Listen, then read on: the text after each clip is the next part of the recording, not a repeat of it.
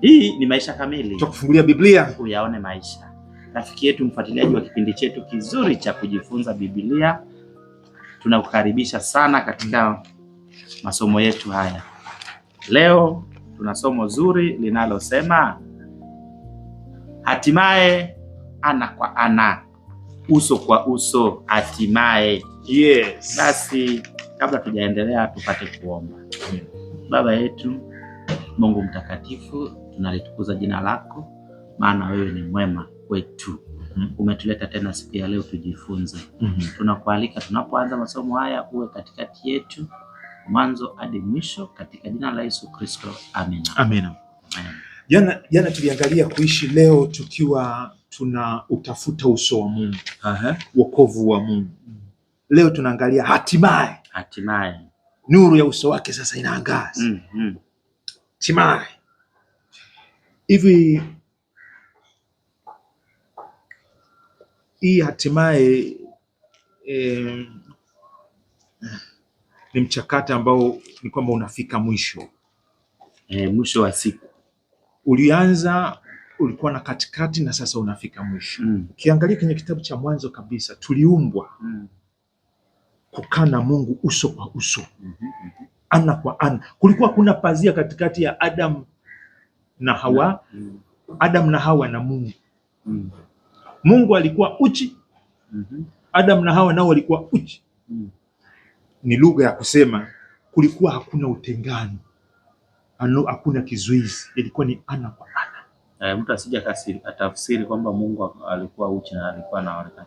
Yaani kwamba walikuwa wazi. Hata Mungu naye alikuwa wazi, kwamba walikuwa wanaweza ku interactive live. Live wanasema. Lakini baada hapo anasema mwanadamu huwezi kuniangalia ukaishi. So ya dhambi. Kwa hiyo tangu wakati huu kumekuwa na shauku, kama jana tulivyoangalia Zaburi ya 80, Mungu angaza uso wako. Hata kama sio kwa maana ya kwamba uso live ule. Maana Musa aliambiwa hutaishi wewe.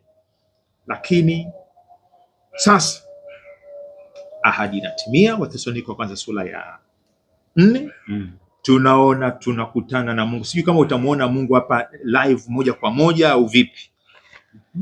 4 mstari kuanzia wa 18 mpaka 18. 18 au 17 mpaka 18. Naona umeipenda 17. Anza. Kisha sisi tulio hai. 16 sorry. 16. Kwa sababu Bwana mwenyewe atashuka kutoka mbinguni pamoja na mwaliko na sauti ya malaika mkuu Gabrieli na parapanda ya Mungu, nao waliokufa katika Kristo watafufuliwa kwanza. Kisha sisi tulio hai tuliosalia tutanyakuliwa pamoja nao katika mawingu, ili tumlaki Bwana hewani, na hivyo tutakuwa pamoja na Bwana milele. Basi farijianeni na maneno haya. Hii Bwana unayoiona hapa ndio hiyo Bwana unayoisikia katika Warumi Mwanzo sura ya 2 mstari wa 7. Bwana akampatia pumzi ya uhai Adamu. Ndio Bwana Mungu huyo. Yesu ndio Bwana Mungu. Na sasa ni uso kwa uso. Alipofufuka kutoka katika wafu, watu waliweza kumuona. Alikuwa katika sura ambayo ingeweza kutazama. Wakati mwingine anaonekana kama mtunza bustani. Wakati mwingine anaonekana kama mwenyewe sio mwenyewe. Watu kama wanashaka. Lakini anakuja sasa na utukufu wote, mwaliko malaika wote. Tena naomba nikuongezee 3:13. 3:13.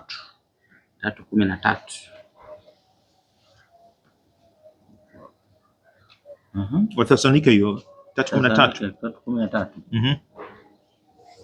Apate kuifanya imara mioyo yenu iwe bila lawama katika utakatifu mbele za Mungu Baba yetu wakati wa kuja kwake Bwana wetu Yesu pamoja na watakatifu wake wote. Sasa wakati mwingine unaweza kupiga picha kwamba kuonana na Mungu uso kwa uso, labda tukitoka hapo labda ndio tuende mbinguni tutaonana. Hayo mafungu yote yanaonyesha kwamba huo utukufu atakuja na utukufu wa baba yake. Sasa utukufu unakuwepo, yeye hayupo? Yupo. Na malaika na watakatifu wake. Ni mkusanyiko eti. Ni wanasema home hatimaye, yani nyumbani hatimaye. Watoto waliotawanyika, mbingu zilizokuwa zimeachana sasa zimeunganika, baba na watoto wake. Na of course Ufunuo sura ya 22:21 anasema sasa makao ya Mungu yako pamoja na wanadamu.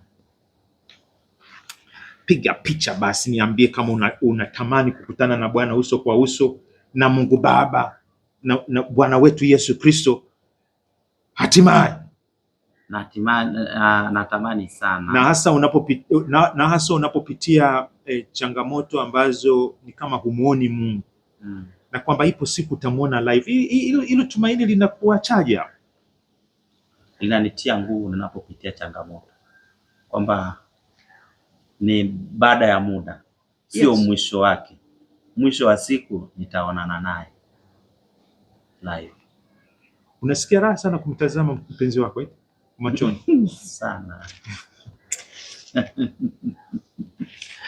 Sasa ile raha zaidi ya hiyo, kumuona uso. Amina. Kuona uso wake kutanipa furaha. Yani hiyo ndio furaha tunayotarajia.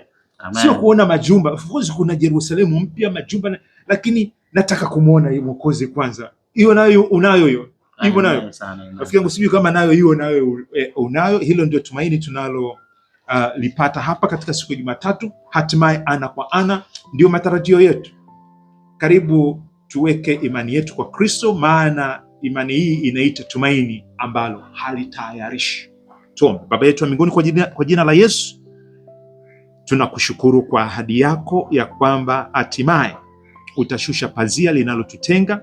Dhambi haitakuwepo tena, wala mauti, wala machozi ya kuziba macho yetu yasiweze kukutana na wewe. Maswali, mashaka hayatakuwepo tena. Tutakutana na wewe uso kwa uso. Kwa yeyote ambaye anapitia wakati mgumu wa kuto kukuona, mpe Baba kuamini sasa ya kwamba ni kitambo kidogo. Wewe ujai utakuja na mafumbo yatakuwa wazi na kila kilichopinda kitanyooshwa.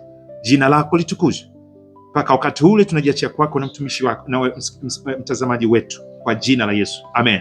Amen. Amen. Basi rafiki yetu, mfuatiliaji wetu wa vipindi vyetu hivi, mpaka hapo ndipo tumefika mwisho kwa siku ya leo, ambapo tumeona somo zuri kwamba mwisho wa yote tutaonana naye ana kwa ana.